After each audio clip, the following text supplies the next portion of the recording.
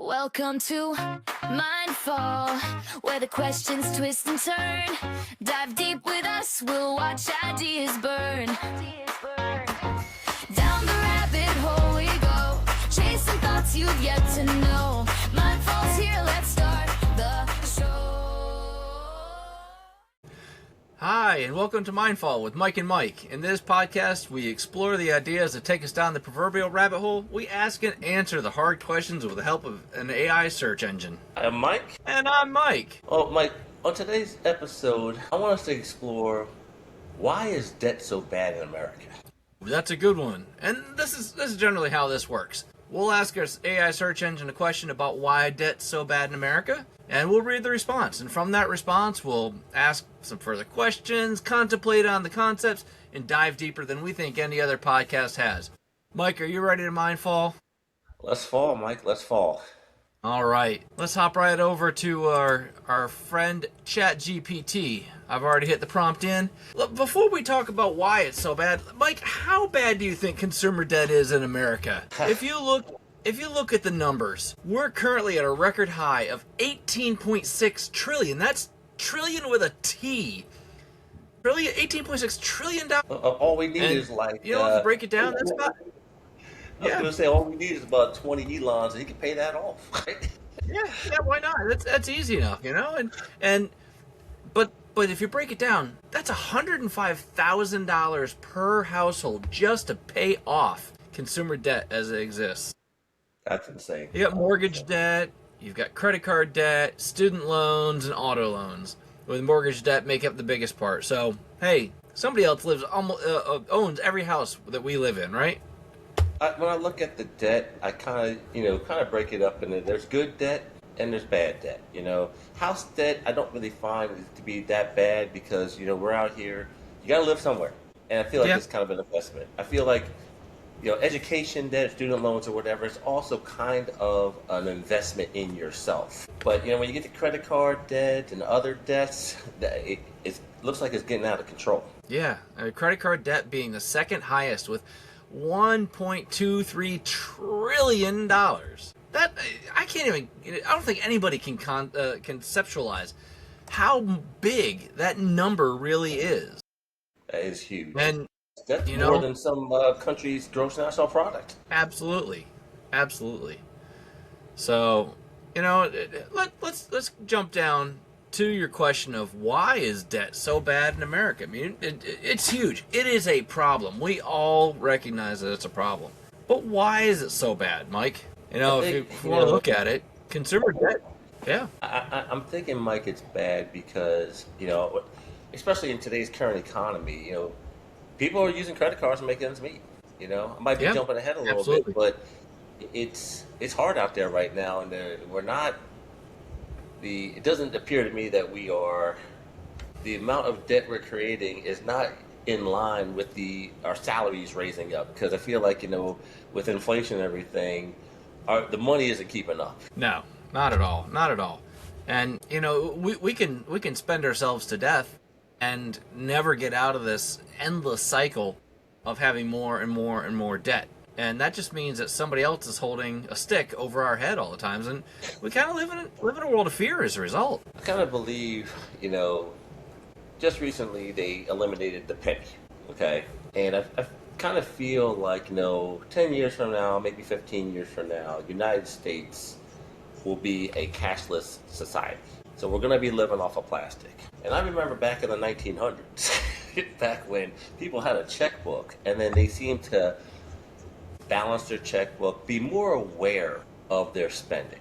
And I'm not saying debt wasn't bad back then, but it's today when you're just swiping a card and using a card, I feel like sometimes it's hard to keep track of how much money you're spending, especially if you're just using it as a credit card. Yeah, it's just so easy, Consumer society just makes it easier and easier just to spend that money. It used to be if you wanted to not spend cash, back last century, when we were last century, what did you have to do? If you didn't want to spend cash, what'd you do? You were at the grocery store and you paid with a check, right? And that took time, and that slowed down productivity. And then, credit cards became a little more ubiquitous and easier to use, but you had a credit card swipe machine. You remember the old swipe It You had the know, little the paper that you had to go over top of, and you got the film, and you had to sign that, and yep. still it took time. And credit cards weren't all that popular. You had a few credit card companies out there, and most credit cards were tied to a store that offered you that line of credit, but large consumer credit wasn't a big thing. Well, then it became easier and more than larger consumer credit, and the regulation of consumer credit became easier. More companies got into it because they realized there's money there to be made there, and they So, made it easier and easier and easier to make that transaction. just as a question, if you were to guess, what do you think the average credit card interest rate is in 2025? I mean, you're going to have highs and lows, but what do you think the average rate is? I'd say it's probably between 20 and 30%. And you would be correct. It's 22. The average credit card rate, if they take all the cards, put it together, is 22%. And I ran a quick calculation earlier, and I was just like, okay, just say you ran up $1,000 worth of credit card debt, right? And you paid the minimum, which is about 2% or $25, something along that lines. And on $1,000, Yeah. after 1 year, you would still have $911 that you still owed. So you paid that money down for 1 year, and you paid off all interest, and you've only dropped to $89. And if you were talking about How long is it going $25, to take you to pay off that money? you're not going to pay it off. I'm sorry, I would not to cut you off. You're not paying it off. You're not. How long would it And take I you to just- pay it off if that's the only thing you ever put it on that credit card? Well, if it's $89 a year, let's just round it up to 90 for the math. That'd probably take about 10 years. Yeah. I mean, I'm just guessing. I didn't do any math on that, but it's going to take you a minute. And do you think people understand that? People understand the implications of consumer credit and how long it would take just to pay that off? Just the implications and being tied to that payment and thinking it's easier to pay that money off or just put it on the credit card. Out of sight, out of mind, right? We don't teach financial literacy. I feel like Yeah. every high school student before they graduate, it should be part of the prerequisites that you have. You need to learn how to pay taxes and do some tax returns and all that type of stuff. And you need to have an understanding about financial literacy and if I buy this on the credit, how long does it take me to pay it off? Because a lot of times people don't understand. You might have this impulse moment where you need these clothes, shoes, or you want to go out to a fancy dinner or a vacation. But a lot of times people are paying for those purchases on year's end, and sometimes you're paying double and triple of what you would have paid for if you would have just paid for it in cash. Yeah. But, people don't think about it. They don't care. And, it's a means of control, right? And you and I have talked about it. It's just people. There's different classes in the world, and different classes in our society, and those of us that live with consumer debt. There's a whole class of people. We talked about those people in the first episode of how much money is too much is enough money, right? The FU money, we'll keep it clean. But the FU money, if you got FU money, you're not worrying about things. We're not there. Maybe someday if our patrons help us out, or we go viral or something like that. But today, I'm not there. I don't think you're there. Most of us live under that stick of the people who own that credit and manage that credit, and just they want to keep it so that we keep paying them because they live off the money that we owe them in interest, right? Oh yeah. I go back to and using that as sort of a segue to something. It's like you had brought up college debt in the when we first started, right? And it's interesting, like there was this big push with Biden and you have to erase all this college debt because it's too much and yada yada yada. And I want to say that I felt like, although I had paid mine off before a lot of this forgiveness had happened, like they're not wrong. Because it's almost as if you are putting these kids that have graduated, they did what they're quote unquote supposed to do. They got a college education. Yeah. They did what they were supposed to do. They went out and got a job. But yet now you're starting with $200,000 worth of debt from college. And now I'm expecting, like, well, how do you buy a house when you already got a house payment for a college loan payment? How do you get from underneath that? And what are we teaching these kids from day one? I mean, it's even it's harder than that. It goes deeper than that. You know, these kids turn 16, and what do we tell them? Maybe 18. What do we tell them? You will get a job, but when you get a job, you got to get a what? Get a credit card. Yeah. Why do you need a credit card, Mike? Oh, because everything we do today is on a credit card. You're between But- Amazon, gas, everything. It's more easy to use that card. But that credit card will build a credit score for you. Okay, yes, you got it. So you can buy these other things. But what is a credit score? Your I mean, credit I know score that- is Go it's ahead. just your worthiness of getting more debt. How valuable are you to those creditors out there? Let's say you have an 800 plus credit score. Those creditors don't want you. They don't want you. You pay your debts back. You're the good guy. You're beating the system. You're not average. They're aiming for those 725 down to 450. They are targeting those individuals. Because I can put you at a higher interest rate because your credit score is not the best, and you're forced to pay it because the collusion of the three major credit houses. This is where you're at.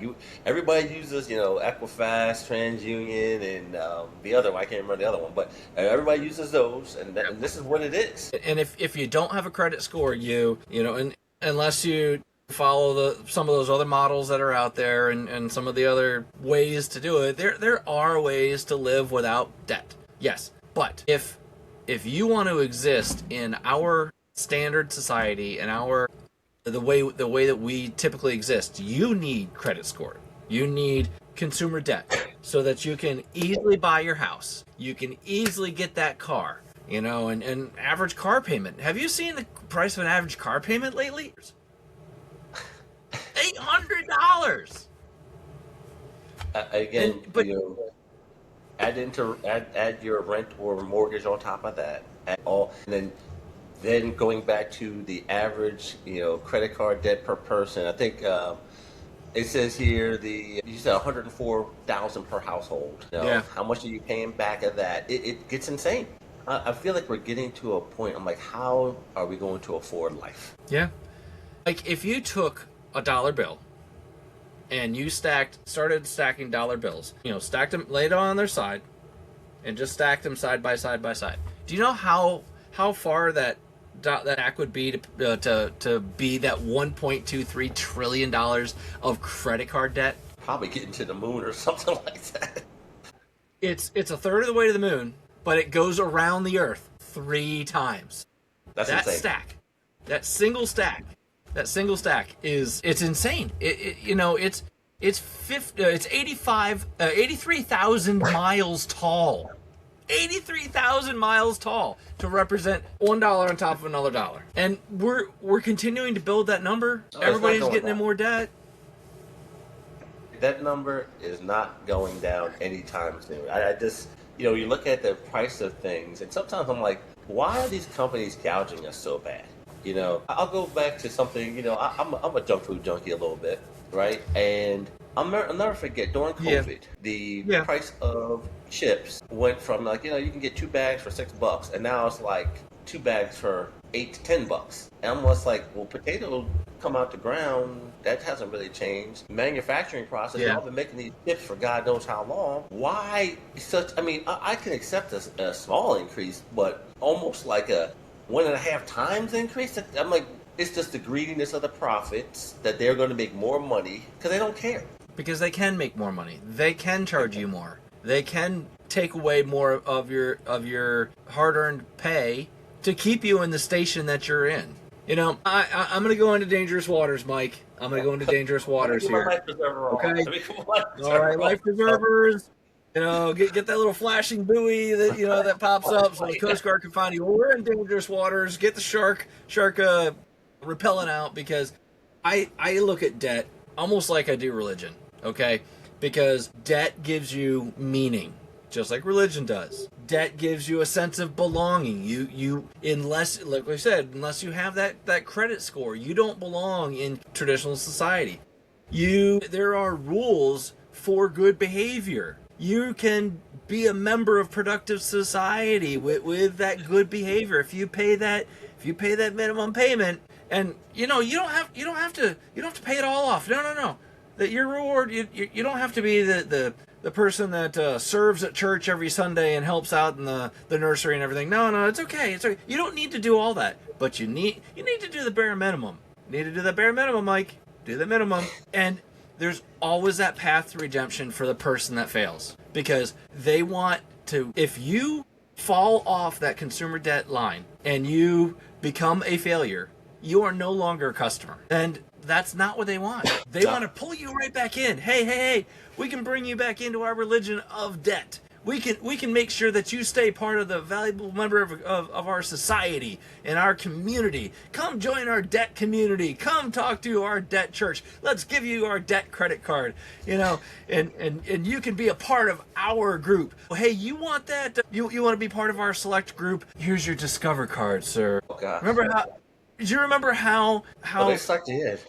You were when you had a Discover card back in the day, or an Amex? I got a Frisbee and a Discover card T-shirt at some stand when I was at college, and I was just like, I got a credit card. I'm like, win! Yeah. And you're like, I got a Discover card. Nobody accepts it.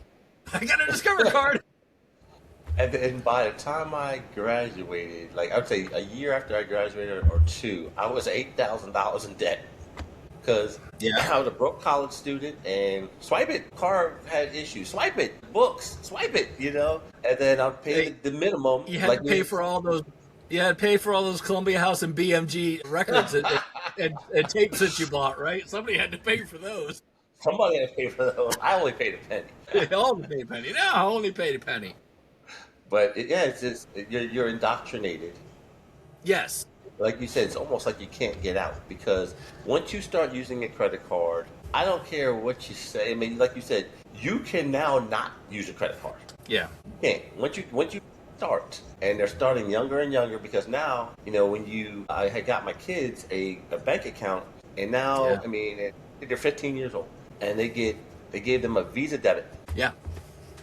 So you're indoctrinated. Come on, let's start your credit right now. You are born with credit. You are born with original sin. Yeah, it's funny you say that, because when people's credit goes, and I'm going back to the 90s, this doesn't happen now, but in the 90s, when somebody's credit got bad and they still needed to get a new phone line or whatever, what they do? They put it in their kids. Yeah. Yeah. It started early. I look at this as, we don't want to talk about it as a society, but it is a serious problem, because this ship is ever so much continually sinking. The water keeps, you can't plug the holes. Every time you've got one hole plugged up, another one starts. And they don't want you to understand. They don't want you to understand compound interest. No. Most people don't. I mean, I took a business class, and I was just like, oh my God, I didn't know it worked like this. Yeah. So how long did you say did you think it was going to take you to pay off that original $100 or $1,000 on that credit card if you paid minimum payments? I said 10 years. Yeah. If you only on paid average. up it. Yeah. If you had a let's just say you had a credit card with a 10,000 balance, and the only thing you put on it was that one appliance. Your fridge went up, and you had to go get a new fridge. One, you're not going to find a fridge for $1,000 anymore, but you just put $1,000 on that credit card, and you paid it off the minimum balance. It's going to take you 6 years with a total interest of $700. So you paid for it twice. $700. You've paid for that item twice, and that's if you have good credit if your APR is 20%. Wow. Yeah. That's insane. And God forbid you're one of the poor people that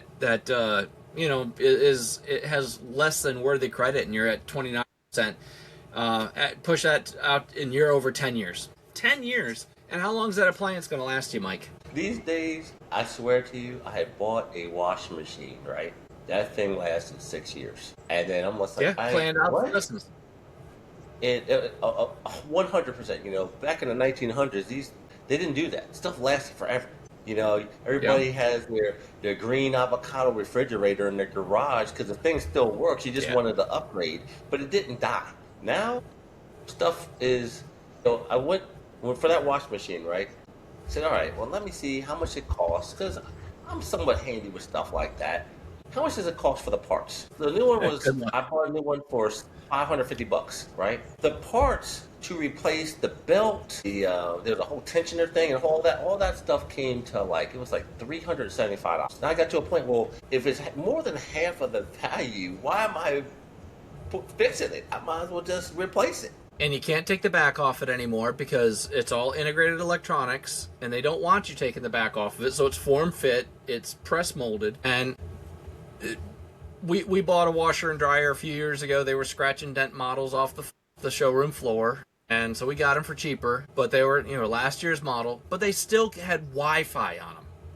Okay, it could tell you, oh hey, dryer's done. It's singing to me already. How my house isn't that big.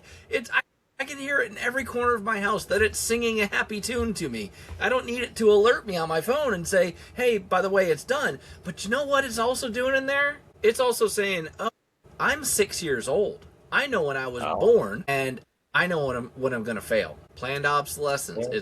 They can't make it fail. They can probably slow it down. They could probably make it less reliable, and then you can't get the parts for it. They don't have a requirement to support and carry parts for it. So you've got to go out and buy another one. When you say this, all I hear is cell phone. Planned obsolescence. They slow down. The memory gets filled up. Blah, blah, blah. By the way, going back to credit, I want to give you this free phone, okay?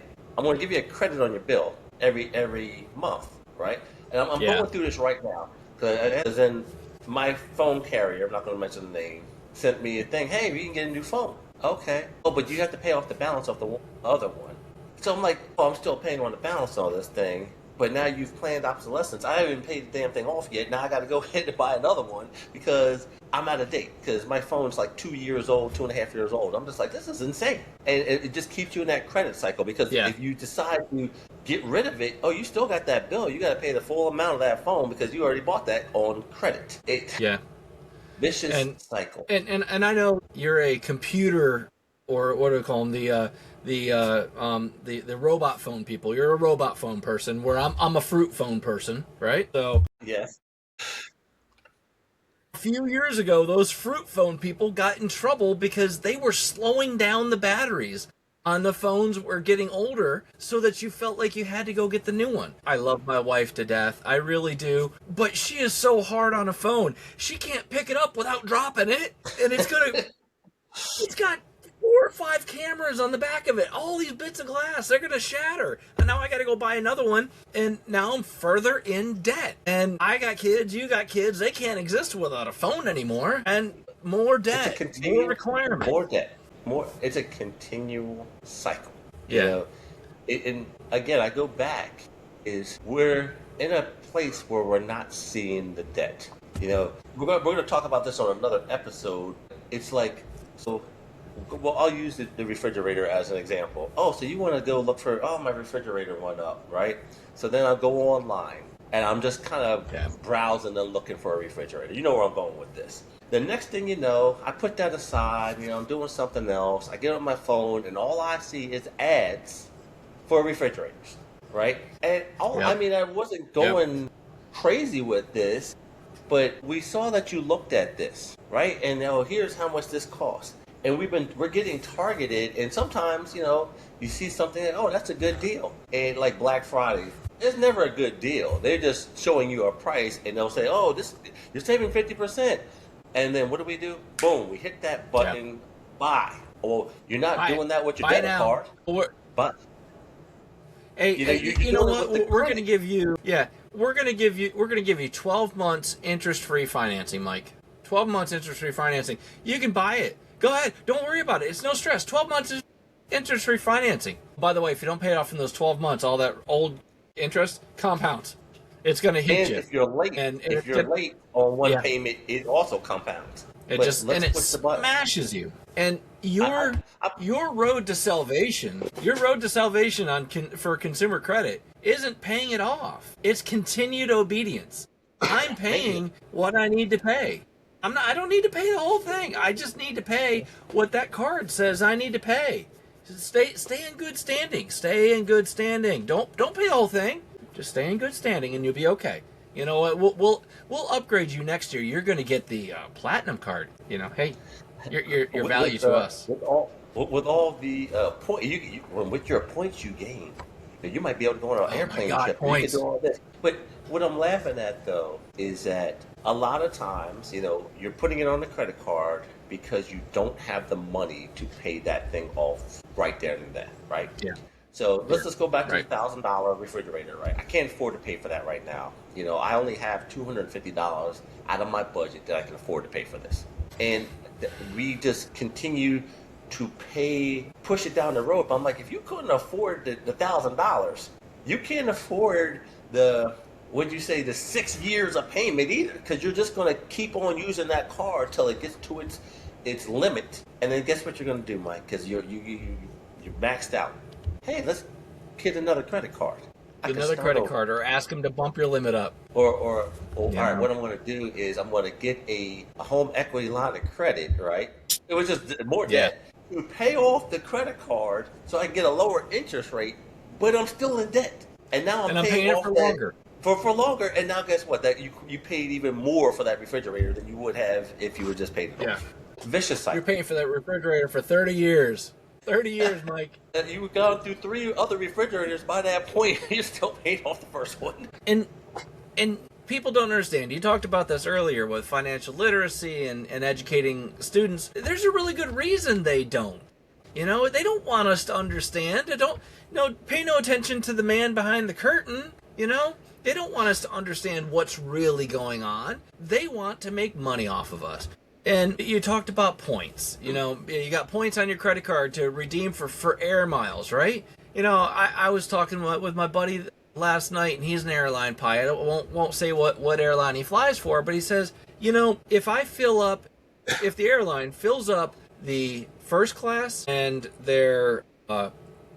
basically their business class, if they fill up those 2 sections on the plane, it's paid for that plane. And if they fill up coach, then those are all freebie seats. They're just making pure profit off of those. And so those points, do they put you in first class? Do they put you in No. business? No, they put No. you in coach, right? And it's so hard to redeem those points because, it says 50,000 miles, but it's not really 50,000 miles. You didn't earn 50,000 miles in points.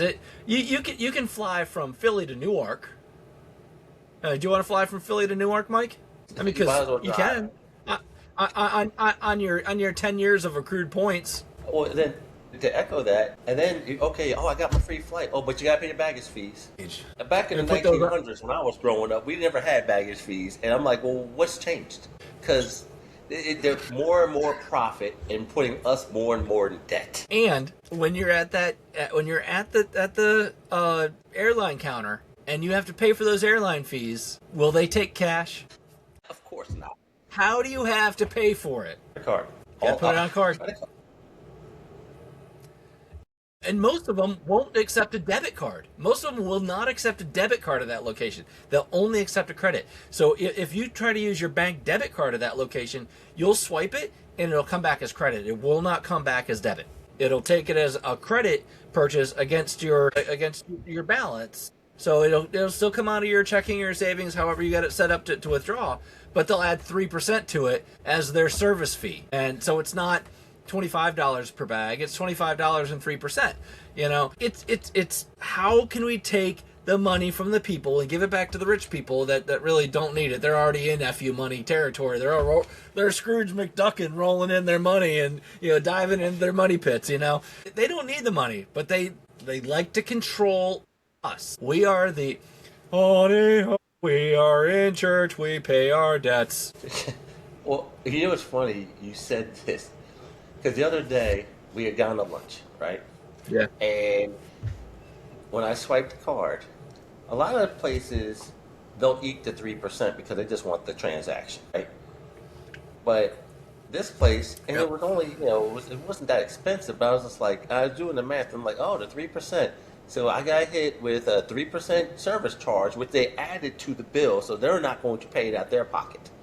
And I'm like, well, you want the ease No, of the that comes out of your transaction. pocket. It came out of my pocket, but I'm just saying the service charge. So we're paying we'll make this number up, $20 for something.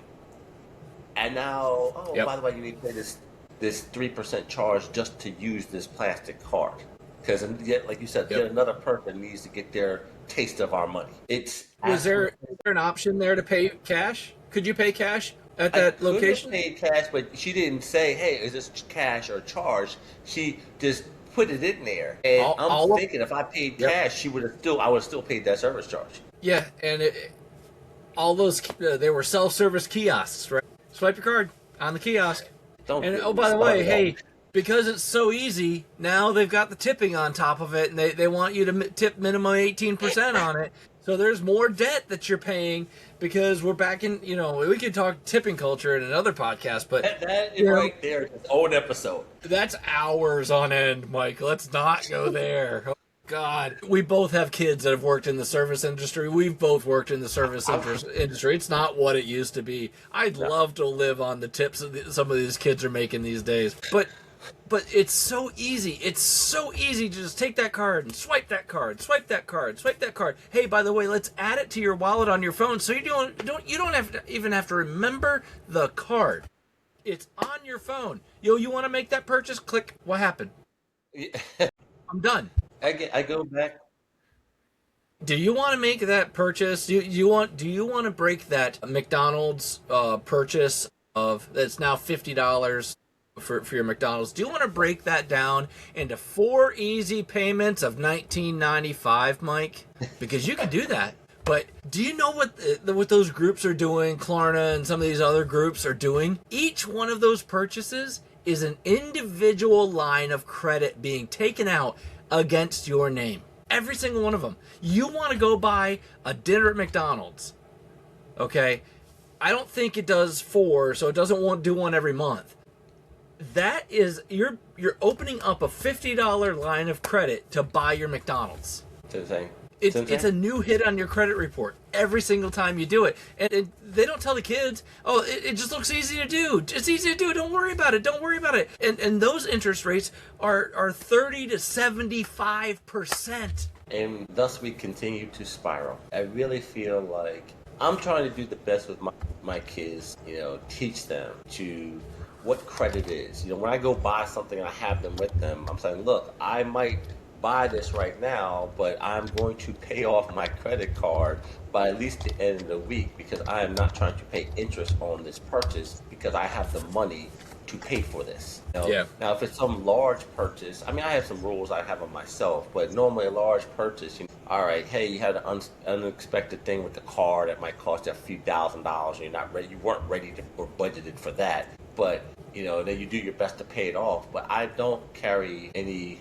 large consumer debt around because I just once that Discover card taught me such a lesson because when I realized what I was doing, I was conspicuously spending my money on dumb things. Oh, I got clothes.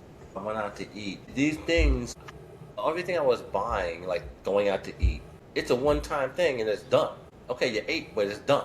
Clothes you can wear, but there was no intrinsic value of anything that I bought. Because the minute I bought it, it automatically depreciated, but yet I'm still paying interest on that depreciating asset. It's definitely a spiral. So do you have any closing thoughts on this? Or do you I think the responsible thing for us to do, Mike, is not just walk away from this and just be another complainer talking about debt. I think that we need to talk a little bit is how do we as individuals escape that consumer debt cycle? How do you not, let's say you're already in it, okay? You've got a couple cards that are maxed out. You've got car loans, you've got house loans, you've got student loans. How do you stop responsibly? How do you live? Yeah, how do you stop the bleeding? In 0 to 2 weeks, you lock those cards down. You stop buying stuff. You take them out of your wallets, your Google and Apple Pay wallets. And if you have to keep a card for emergencies, I went through this a few years ago. I went through a bad divorce, and money was a mess.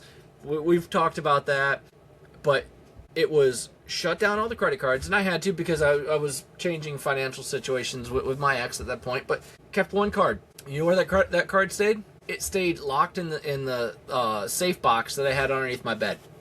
Stayed at home. Okay. If you don't have it, you Don't can't use use it. it. Right. I have my debit card. I knew how much money was on that, but the credit card was at home for emergencies. And so then you establish a budget and live to that budget. If you can't afford it, stop trying to keep up with the Joneses. All right? All it is we've entered into a very consumerist cycle where it's so important for us to look good to our peers, but we I forget need how things, much Mike. I need things. we forget how important it is to be valued by yourself. Okay. We wouldn't have consumer debt if we had self-value, self-worth. If you said, I am worth what I think I need, I wouldn't have to, buy the crap that surrounds me. I fall into that cycle too. I buy shit I don't need, but hey, we all do. But it's about discipline. Every once in a while, you can spoil yourself. Just keep it within your budget. You budget that payment or that spoilage into your budget. You Right. plan for it. Hey, I can treat give yourself myself a every so little- often. You and I I'm don't gonna go give out to myself a- lunch every day. I'm going to give myself a little bit of an Yeah. allowance that I can have some fun with, but I shall not exceed X amount of dollars because it goes outside my budget. Yep. And then pay your bills. Don't pay the minimum. You pay that card off. Like you said earlier, you got a card, and let's just say you don't want to have the day that you need that thing and take your bank account down, but you want to push it out to the end of the month. Okay, but you've planned and you budgeted for that item. Pay it off at the end of the month. And if you can't pay it off all at once, make the commitment to yourself that you're going to pay it off, but recognize that it's going to cost you more. And sometimes when you decide to make a purchase for whatever reason that maybe it was a car, maybe it was something that went up, you might have to sacrifice, my morning coffee that cost me, $5 a day, or maybe I need to bag my leftovers instead of going out to lunch. Yeah. What can I sacrifice to pay off this bill? Because there's a lot of nice to haves, but honestly with you, $5 for a cup of coffee from a couple of these. It's insane because coffee does not cost $5. It's water and some. Yeah.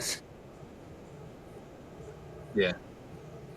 And teenage kids, they don't need the fanciest car out there. They don't need to be in a new car. They don't even need to be in a car that's in the last 5 years. What kind of beaters did you have, Mike? All of them. What kind of beaters did you drive? My dad loved buying me a $500 car.